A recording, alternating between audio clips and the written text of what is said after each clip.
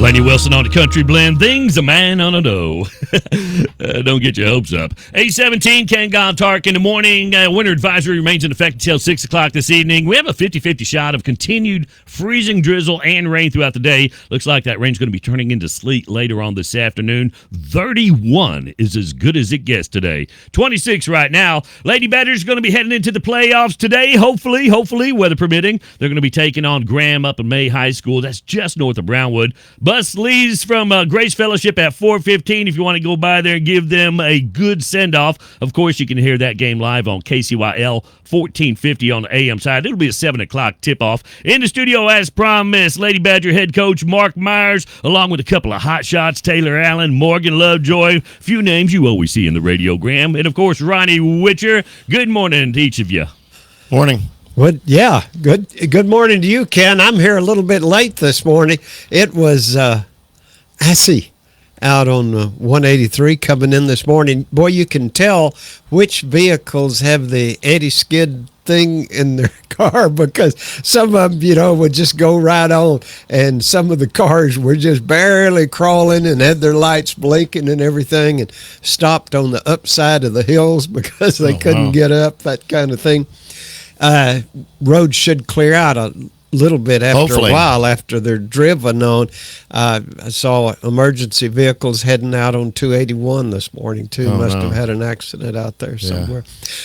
Coach Myers, gee whiz, I still want to wave my hand sitting here being on the other end of that ball game the other night. Wow, what a game. Yes, it was. It was a lot of fun. Yeah, I know it was. And tell us about these girls you got in here this morning. Okay, well, this morning I brought in the two leading scorers from that game on Monday. That was an extremely important game for us. To my immediate left is sophomore Morgan Lovejoy, and I think you have 12? 11. She had 11, okay, and then to her left is senior Taylor Allen, and Taylor I'm pretty sure it was 13, correct? I think it was 12. Okay, well, I was off by one. You had it close. Yeah, I was close. I was close. And Taylor hit 3 big threes for us, and Morgan had 8 points in the first half. Just made a huge difference. They ran a box and one on Juliana during the game, and so it left some players open, and Morgan responded by making some shots for us. What did you do different in that ball game? We really didn't do anything different in that one, other than we altered our press a little bit, and I think that helped some, But I think the big thing was that we also had to change defenses at halftime. In the first half, a lot of these officials that we're seeing this year just don't call 3 seconds in the lane. They just don't call it. Yeah. And, I don't necessarily care if they call it as long as they tell the kids to get out of the lane, so they just don't stay in there. Well, a lot of these teams in our district really take advantage of that, and they're just in the lane. There's one time I was watching the video, and one girl's in the lane for a full 9 seconds. So we're not talking about 3. We're not talking about 5. We're talking about 9 seconds in the lane. And then that was hurting. We were played man in the first half, and it was hurting us when they stay down there the whole time. It makes it very difficult to be able to get position on them. And so then in the second half, we switched to a zone, and I thought that was probably what caused that big run there in the third quarter. I think we outscored them 15-4 or something like that in the third quarter. And so they got a little bit confused on what defense we were in. Yeah. So, Morgan, you tell us about how you felt during the game. What was going on? I think it was a good game. I didn't really have any worries. I didn't think we didn't have anything to worry about going into the game against Brownwood, because after we beat Glenrose the week before, I felt like we could do anything and that we're going to go several rounds through playoffs. Yeah. I have a lot of hope. Well, good deal. Taylor, tell us about it. Like Morgan said, I had zero worries at all. I could tell by their coaches before the game when we were warming up that they didn't think they had a chance, like just their body language, the way they looked. And that just made me extremely confident. I didn't have any worries at all. And once we started playing, especially, I was like, there's nothing we can't do, especially after the Glenrose game. The Glenrose game was just amazing. Tell me what it feels like after those threes go in. You feel like just going, yeah! I feel like I'm on top of the world, yeah. Every time I hit a three, I'm coming down the court, and I'm clapping, I'm getting super hyped. It feels so good. I love hitting threes in games, especially when they're big ones. Yeah, I know. All right, Coach, what What do you think the chances are of this game going on tonight? And I don't know that. Who knows? We've been talking to our admin's been talking to Graham since yesterday, because Graham was not in school yesterday, and they're not in school again today. So that's a bit of concern. Each school district has their own rules in regards to whether you can play or not when you're in school. So they can play. It's just going to depend on how bad the roads are there for them. Now, the problem with this is that we have to get this game in. You just can't keep postponing and postponing and postponing, because the next round's set up, and you're going to right now, if we win, we're going to play Argyle on Tuesday night at Glen Rose High School. But that could change, and if we get pushed back to Saturday, then Argyle may try to push our game from Tuesday up to Monday to make it more difficult for us, which is the way these kind of things go. So we're better off by playing tonight, but we may have to move the game time up. I don't know that.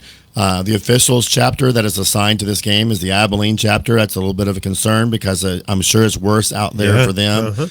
And so, we want to be safe, but at the same time, we have to play the game. We got to get it in so that so the winner can move on to the next round and start preparing for their next game. So what are the rules? This game has to be in by Saturday at midnight. Saturday at midnight. So what if it can't? Does it take a crowbar to get the UIL to move the rules a little bit? No, they can't. They can't move the rules. You They can't play can't. on Sunday, and then it has to be done by Saturday night. So, it's just like, if we looked at playing Saturday morning, as a possibility. So the May High School gym's still open. I don't want to do that, but we may have to do that, and but that won't really be my decision or the Graham. That'll be our administrator's decisions and what we would do there. Okay, so the game goes on. Everybody's looking at Graham. They're 9-1. Is it 9-1? Yeah, Anyway, they're 9-1. They won their district fairly easily. Right. But then their district may be not as good as the district we're in. So what do you think about Graham? Well, they're a good team. Okay, there's no question they're a good team, but their district's nowhere near as strong as what our district is. And I've been saying it all year long that this summer a poll came out and it showed our district as the most difficult district in the state in 4A. And we knew that coming in. But do we have a chance to win? Heck yeah, we got a chance to win. I really do believe that. We've watched them on video. We know what they're doing. I'm sure they've watched us on video. Taylor knows it, I can tell. Yeah, well, and I'll give you a little bit of a surprise here. I doubt Graham's listening in on this, but Peyton Tatum's back. Okay, so she'll be playing tomorrow. She'll be playing tonight. Really? Right, and so she practiced yesterday full time. And so we'll see how that goes, but that's a huge plus for us. Just not just ability wise, but also just mentally. It just gives everybody a lift that she'll be playing tonight. How long has Peyton been able to work out? Yesterday was the first day. She came in on. She came in and worked out with me a little bit on Tuesday when she got released after school for a little while. And then yesterday was her first practice. And when she can't do everything, that she can't go for as long as what she was going before, but she looked a lot better than what I would have expected, having been out for so long. Yeah. Wow. Well, I hope everything goes as you'd hope, that you get to go up there and play that game. Yes, sir. Tonight, that everything works out. And just supposing you get past Graham, then tell us about the next layer. Well, the next one most likely is going to be Argyle. And Argyle's won state numerous times in 4A. They finished third in another extremely tough district up there. And they lost a lot to graduation, so they're not their normal team, but they're still very good. So that would be a tough game. Argyle's better than Graham. We can just put it that way.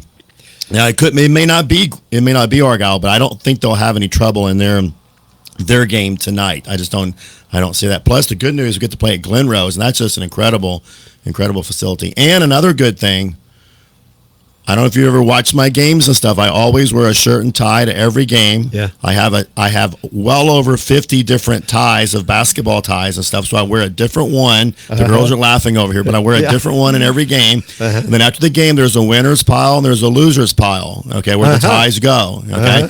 And that loser's pile was getting a little high for a little while there in district. Okay. But then I wore one. It was actually a Lampasas basketball tie on against Glen Rose.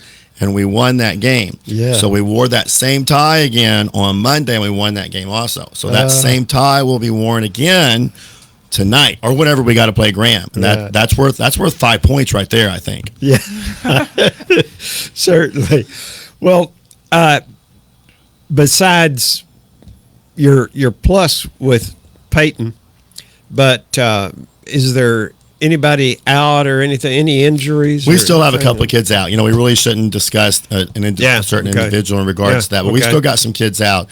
But we're not at full strength, but we're a lot closer than what we were. And then the other good thing is that in Peyton's absence, the little freshman Aspen has played extremely well here recently, and Addison McDonald's moved to point guard and played extremely well at point guard, and so.